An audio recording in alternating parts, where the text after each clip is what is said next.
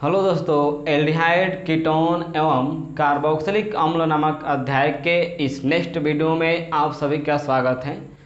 दोस्त, आज इस वीडियो में एल्डिहाइड की रासायनिक अभिक्रिया पढ़ेंगे। आज हम लोग एल्डिहाइड के रासायनिक अभिक्रिया में पढ़ेंगे दोस्त एल्डिहाइडों का ऑक्सीकरण। दोस्त, जब भी हम किसी का ऑक्सीकरण करवाते हैं तो उस यौगिक में, उस कंपाउंड में ऑक्सीजन का जुड़ना होता है। ऑक्सीकरण का मतलब ये होता है उस कंपाउंड में ऑक्सीजन का जुड़ना। क्लियर? तो आइए दोस्त शुरू करते हैं। सबसे पहले एल्डिहाइड का ऑक्सीकरण देखिए। दोस्त, यदि अभी तक आपने हमारे चैनल को सब्सक्राइब नहीं किए हैं तो प्लीज़ हमारे चैनल को सब्सक्राइब कीजिए। यदि सब्सक्राइब कर लिए हैं तो आप सभी का बहुत बहुत धन्यवाद। आइए दोस्त शुरू करते हैं एल्डिहाइड का ऑक्सीकरण। देखिए दोस्त, एल्डिहाइड की रासायनिक अभिक्रिया में आज हम लोग इसमें पढ़ेंगे एल्डिहाइडों का ऑक्सीकरण। और आप जानते हैं कि ऑक्सीकरण का मतलब होता है ऑक्सीजन का जुड़ना। जिस किसी का भी हम ऑक्सीकरण करवाते हैं उसमें ऑक्सीजन जुड़ता है। और इस समय दोस्त हम लोग ऑक्सीकरण कराएंगे एल्डिहाइड का। देखिए, CH3 single bond C, double bond O और ये है H, जिसे हम लोग बोलते हैं दोस्त एल्डिहाइड। और इसका हम लोग करवाएंगे ऑक्सीकरण। जब हम ऑक्सीकरण करवाते हैं दोस्त तो उस कंपाउंड में ऑक्सीजन का जुड़ना होता है। और यह ऑक्सीकरण हम लोग सोडियम डाइक्रोमेट की उपस्थिति में करवाएंगे। Na2Cr2O7 की उपस्थिति में जब हम करवाते हैं ऑक्सीकरण तो उस यौगिक में ऑक्सीजन जुड़ जाता है। तो होता क्या है, कार्बन और हाइड्रोजन के बीच का बंध टूटता है और उसमें ऑक्सीजन जाकर जुड़ जाता है। देखिए, यहाँ है CH3 single bond C, double bond O, single bond, यहाँ जुड़ गया ऑक्सीजन और ऑक्सीजन से जुड़ा हाइड्रोजन और ये बन गया OH। क्लियर?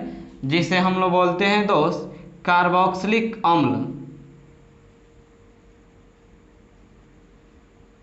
कार्बोक्सिलिक अम्ल। तो आप जब भी दोस्त एल्डिहाइड का ऑक्सीकरण कराते हैं सोडियम डाइक्रोमेट की उपस्थिति में, सोडियम डाइक्रोमेट की उपस्थिति में, तो हमारा प्राप्त होता है कार्बोक्सिलिक अम्ल। फिर से समझिए, जब हम एल्डिहाइड की अभिक्रिया या ऑक्सीकरण करवाते हैं सोडियम डाइक्रोमेट की उपस्थिति में तो जिस किसी का भी ऑक्सीकरण करवाते हैं उसमें ऑक्सीजन जुड़ता है। तो कार्बन और हाइड्रोजन के बीच का बंध टूटता है और वहाँ पर ऑक्सीजन आकर जुड़ जाता है जिससे बनता है OH। और OH बनने के साथ साथ यह प्राप्त होता है कार्बोक्सिलिक अम्ल। क्लियर? आइए दोस्त इसके पदों को पढ़ते हैं। देखिए, जब एल्डिहाइड का ऑक्सीकरण सोडियम डाइक्रोमेट की उपस्थिति में किया जाए तो जब हम एल्डिहाइड का ऑक्सीकरण सोडियम डाइक्रोमेट की उपस्थिति में किया जाए तो कार्बोक्सिलिक अम्ल का निर्माण होता है। कार्बोक्सिलिक अम्ल का निर्माण होता है। तो दोस्त, जब भी आप एल्डिहाइड की अभिक्रिया या ऑक्सीकरण करवाते हैं सोडियम डाइक्रोमेट की उपस्थिति में तो प्राप्त होता है कार्बोक्सिलिक अम्ल। आइए दोस्त इसी के साथ एल्डिहाइड की अगली रासायनिक अभिक्रिया पढ़ेंगे नाइट्रीकरण। देखिए दोस्त, नाइट्रीकरण का मतलब यह कि एल्डिहाइड की अभिक्रिया हम नाइट्रिक अम्ल के साथ कराएंगे, जिससे एल्डिहाइड में हमारा जुड़ जाएगा नाइट्रो, और इस अभिक्रिया को हम लोग बोलते हैं नाइट्रीकरण अभिक्रिया। क्लियर। तो सबसे पहले दोस्त हम लोग लेंगे एल्डिहाइड। देखिए ये है दोस्त एल्डिहाइड।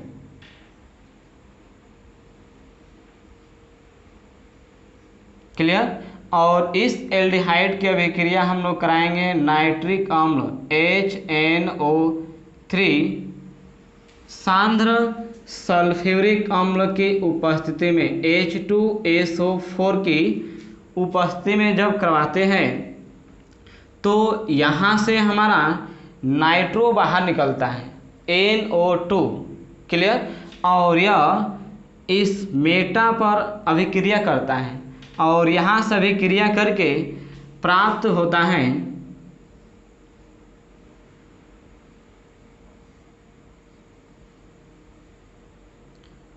यह है CH double bond O, aldehyde बन गया।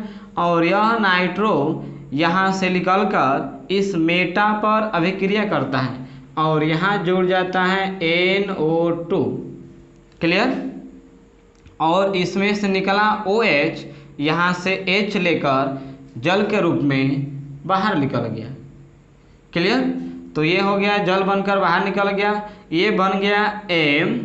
देखिए दोस्त ये जो नाइट्रो जुड़ा है मेटा पर जुड़ा है, इसलिए इसको बोलेंगे M नाइट्रो बेंजल्डिहाइड। क्लियर। इस तरह से दोस्त प्राप्त हो गया हमारा M नाइट्रो बेंजल्डिहाइड। क्लियर। तो जब भी दोस्त हम लोग नाइट्रीकरण करवाते हैं किसका, एल्डिहाइड का, तो सबसे पहले हम एल्डिहाइड की अभिक्रिया कराते हैं नाइट्रिक अम्ल के साथ सांद्र सल्फ्यूरिक अम्ल की उपस्थिति में, और हमारा नाइट्रिक अम्ल देता है नाइट्रो NO2 और NO2 हमारा जुड़ जाता है मेटा पर और यहाँ से H और इसमें से निकला OH दोनों मिलकर यहाँ बना लिए जल, और हमारा यहाँ से निकला नाइट्रो इस मेटा पर जुड़ गया जिससे प्राप्त हो गया M नाइट्रो बेंजल्डिहाइड। क्लियर। तो दोस्त इस तरह से हमारा नाइट्रीकरण अभिक्रिया संपन्न हुई। क्लियर। तो दोस्त आइए अब हम लोग पढ़ेंगे एल्डिहाइड का उपयोग और देखेंगे कि एल्डिहाइड कहाँ कहाँ उपयोग किया जाता है। आइए शुरू करते हैं। अब हम लोग पढ़ेंगे कि एल्डिहाइड का उपयोग कहाँ कहाँ किया जाता है और इससे क्या क्या बनाया जाता है। देखिए एल्डिहाइड का उपयोग किया जाता है दोस्त बेकेलाइट, यूरिया, फॉर्मेल्डिहाइड, रेजिन आदि के निर्माण में। अर्थात जो बेकेलाइट होता है, यूरिया होता है, फॉर्मेल्डिहाइड होता है, रेजिन आदि के निर्माण में इसका प्रयोग किया जाता है। 2 नंबर देखिए एथिल एल्कोहल और एसिटिक अम्ल के निर्माण में भी किया जाता है। जो एल्डिहाइड है दोस्त इसका हम लोग प्रयोग करते हैं एथिल एल्कोहल के निर्माण में तथा एसिटिक अम्ल के निर्माण में भी किया जाता है। इसका उपयोग इत्र उद्योग में किया जाता है। जो इत्र होता है दोस्त उसमें भी हम लोग एल्डिहाइड का प्रयोग करते हैं। देखिए लास्ट पैरा एल्डिहाइड बनाने में, जो पैरा एल्डिहाइड होता है दोस्त उसका भी निर्माण करने में अर्थात बनाने में किया जाता है, जिसका औषधि में यानी पैरा एल्डिहाइड जिसका औषधि में निद्रकारी के रूप में उपयोग किया जाता है। तो दोस्त जो पैरा एल्डिहाइड होता है इसको बनाने में हम लोग एल्डिहाइड का प्रयोग करते हैं और इस पैरा एल्डिहाइड का उपयोग हम लोग करते हैं औषधि में यानी दवाओं में। वो भी किस दवा के लिए, जो निद्राकारी के रूप में उपयोग किया जाता है। क्लियर। तो इस तरह से दोस्त हमने देखा कि एल्डिहाइड कहाँ कहाँ प्रयोग किया जाता है और इससे क्या क्या निर्माण होता है। दोस्त इस तरह से हमारा एल्डिहाइड का निर्माण और रासायनिक अभिक्रिया समाप्त हो गई।